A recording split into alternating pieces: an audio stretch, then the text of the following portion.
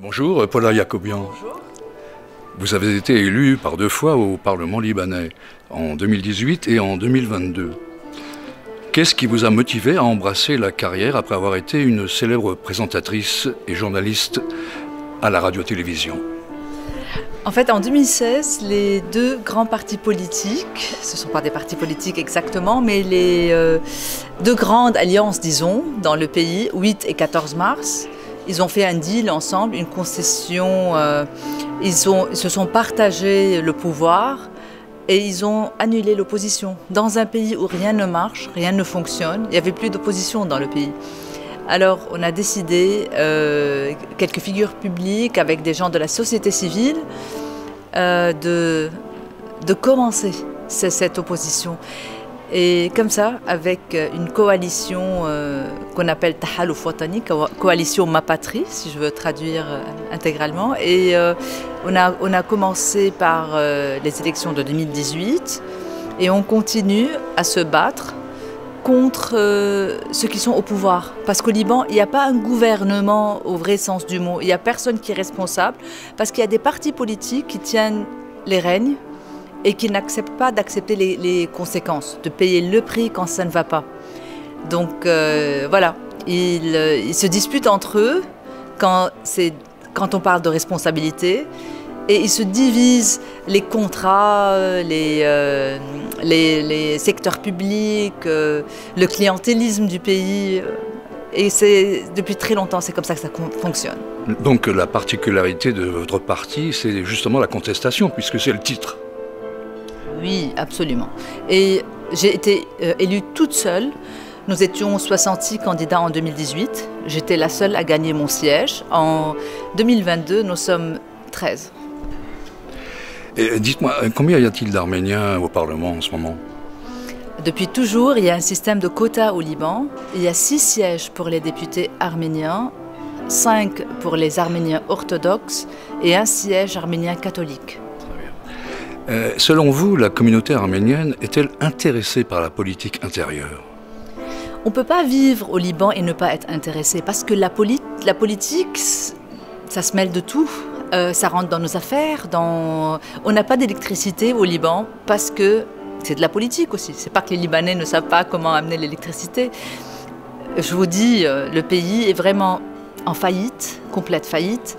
On a besoin de savoir pourquoi. Alors quand on se pose la question pourquoi, on se trouve dans la politique. Et je pense que chaque citoyen libanais, il n'a pas le droit de ne pas savoir. On n'a pas le luxe de ne pas se mêler dans la politique. C'est de nos vies qu'on parle, de notre futur, de notre pays, de notre survie aussi. Très bien. Et avez-vous une idée de combien de Libano-Arméniens vivent au Liban actuellement par rapport aux années 70? Franchement, il n'y a pas de statistiques, mais très peu. Et de plus en plus, hier je parlais avec mon ami Daniel Auguste, je lui disais, nous sommes la seule communauté qui régresse, la seule au Liban. Il y a 18 communautés, c'est la seule qui régresse. Et ça, c'est dû à l'immigration. Les Libanais d'origine arménienne qui aiment beaucoup ce pays, qui s'attachent beaucoup à ce pays, vous les trouvez aujourd'hui au Canada, aux États-Unis, en Australie, en France. Et beaucoup, ils sont partis au Yerevan récemment. L'ambassade arménienne au Liban, c'est la première fois que je le dis, ils ont distribué plus que 25 000 passeports arméniens à ces Libanais d'origine arménienne. Donc, beaucoup ont quitté dû aux circonstances économiques très dures. Et pouvez-vous nous dire quel relationnel règne entre chrétiens et musulmans, et particulièrement avec les Turcs, Arméniens et Assyro-Chaldéens? Franchement, tous les Libanais, sans exception, il y a très peu d'origine turque. Il y a beaucoup plus de Chaldéens, d'Assyriens, d'Arméniens, évidemment. Il y a une très bonne relation entre tous les Libanais. Si on laisse le peuple sans la classe politique, ils sont très bien ensemble. Ils ont une relation magnifique et ils s'entendent très bien. C'est au niveau des politiciens où on a le problème. Et au Liban, les chrétiens sont soudés, sont ensemble dans la même crise, et les musulmans aussi. Donc c'est le citoyen libanais qui subit la corruption, la pollution. On subit un système de mafieux horrible et qui dure et qui reste et qui contrôle tout. Donc je ne peux pas parler de chrétiens et de musulmans, franchement. On peut parler de voleurs et du reste du peuple qui volait. Et ça n'a pas de... franchement, ça n'a pas de religion, ça. Bien, maintenant, je vais vous poser une question concernant l'Arménie. Quel regard posez-vous sur la situation politique en ce moment en Arménie? Eh bien, moi, j'étais très impressionnée par le parcours de Pachinian. Et je trouve qu'il a très bien démarré. Il a vraiment fait des réformes très importantes pour l'Arménie. Et puis, c'est la politique internationale, un petit pays qui veut s'ouvrir à l'Europe, à la communauté internationale, aux États-Unis. Alors, il a eu cette guerre à Artsakh et personne, nobody cares, on dit en anglais. Le monde s'en fout de nous. Oui, le monde a ses problèmes. L'Ukraine, la Chine, des crises de corona, des crises à n'en plus finir. Et il y a un genre de lassitude de tous ces pays où rien ne marche. Donc il y a une fatigue. Et le problème, c'est que les innocents, les gens qui veulent vivre en paix, c'est eux qui payent le prix le plus haut. C'est encore une fois le prix de la politique qui n'a plus rien d'humain. C'est la politique, disons. Quel avenir entrevoyez-vous au pays du cèdre? Franchement, on est sur un tournant très dur, très difficile. Depuis que je suis née, on avait beaucoup d'espoir. Bien que je suis née en 1976, en pleine guerre civile, mais il y avait cet espoir que la guerre va finir, on va rebâtir notre pays. Après, il y avait les Israéliens et les Syriens qui occupaient le pays. Alors, il y avait aussi l'espoir de se libérer et de vivre dans un pays qui peut redevenir la Suisse de l'Orient, comme on appelait le Liban autrefois. Mais maintenant, il n'y a plus d'occupation et les choses sont de pire en pire. Je n'ai jamais eu tellement de mal dans mon pays. Je n'ai jamais vu tellement d'atrocités, de pauvreté. Et moi, je pense que la pauvreté, c'est une forme de violence. C'est la pire forme de violence. Je pense que Gandhi a dit ça avant et ça reste toujours une réalité. Donc, je vous dis, on va se battre, on va continuer à se battre.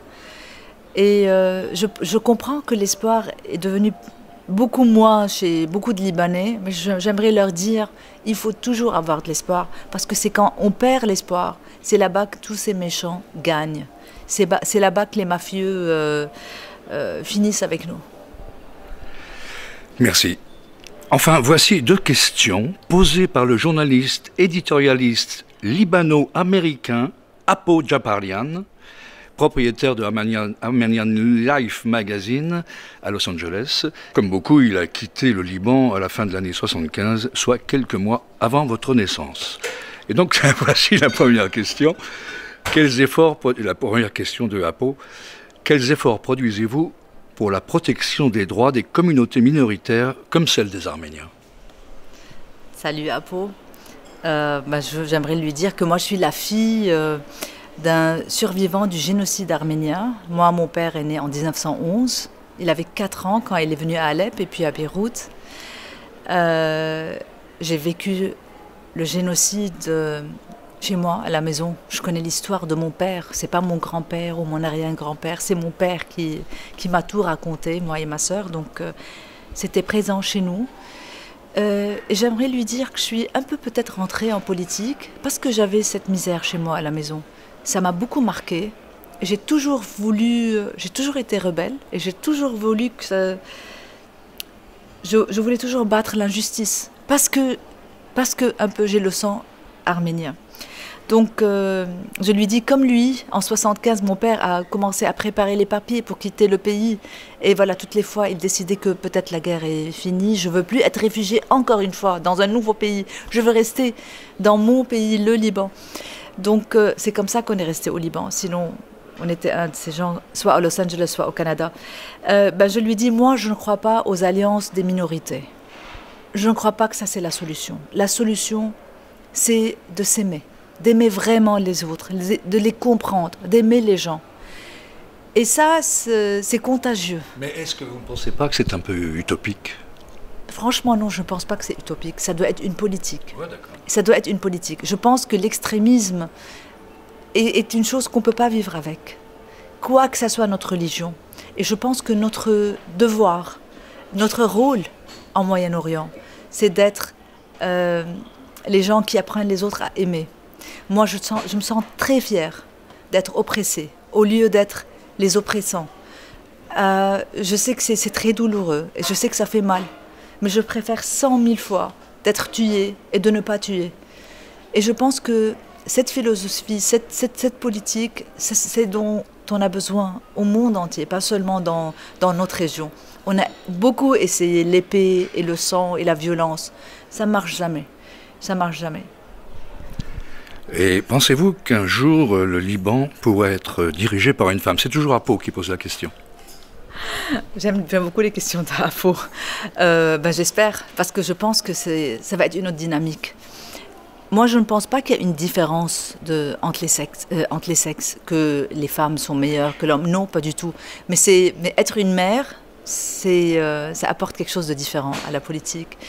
Et aussi, c'est que les femmes, depuis des décennies, on leur dit « vous ne pouvez pas, vous n'êtes pas capable ». C'est pourquoi, une fois la femme, elle est au pouvoir, elle décide, elle fait des décisions beaucoup plus humaines. Et c'est ce qui fait que les femmes réussissent dans beaucoup de pays au monde. Mais moi, je suis pour le quota, je suis pour la participation de la femme. Et je pense que it's disruptive, on dit en anglais. Ça peut changer beaucoup de choses. Ça peut changer tout ce cycle de haine et d'intolérance. Donc pour terminer, j'ai pu lire dans une interview accordée à Euronews en septembre 2019 que vous craignez pour votre vie. Je fais de la politique au Liban. Si vous suivez un peu les assassinats, les gens qui sont... L'impunité au Liban, l'impunité tue toujours. J'ai la voix très haute, je ne mâche pas mes mots, je les dis tels quels. Et je suis en train de tenir face à toute la classe politique, à tous les partis politiques, à toutes les familles féodales, à tous les mafieux. Et on commence à devenir nombreux. On a commencé, on était vraiment une dizaine. Et ce courant est en train de grandir. Oui, je crains qu'un jour, comme tous les autres, comme tous les grands qui sont partis... mais aussi, je ne vous le cache pas, je ne veux pas mourir dans mon lit. C'est pas quelque chose que j'aspire. Bien, je vous remercie de nous avoir accordé cette interview pour les Nouvelles d'Arménie Magazine, grâce à l'entremise de notre ami Daniel Auguste, représentant les Assyro-Chaldéens. Merci beaucoup.